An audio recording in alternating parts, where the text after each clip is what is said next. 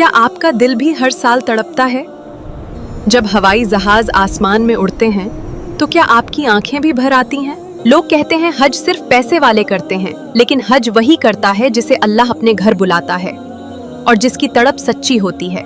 ये सिर्फ एक तस्वीर नहीं है, ये उन टूटे हुए दिलों का मरहम है जो मजबूरी की वजह से अल्लाह के घर नहीं जा पा रहे।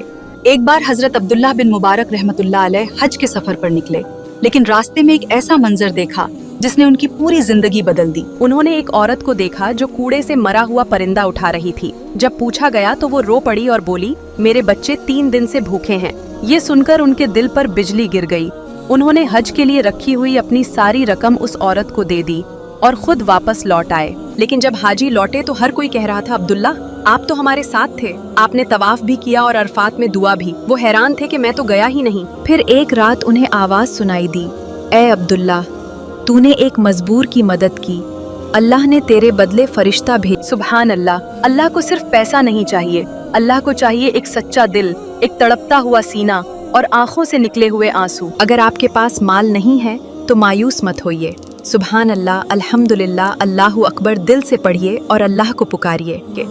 हर रोज अव्वल और आखिर दरूद पाक पढ़कर सूरह इखलास 100 बार पढ़िए।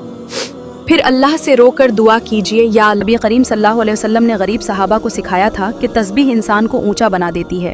कभी कभी एक सच्चा जिक्र हजारों अमीरों से आगे ले जाता है। लेकिन याद रखिए, सिर्फ वजीफे काफी नहीं होते, कज़ा नमाजों का बोझ भी उतारना होगा, क्योंकि अल्लाह अपने फर्ज बहुत पसंद करता है। आज ही तौबा कर लीजिए, आज ही सजदे में गिर जाइए।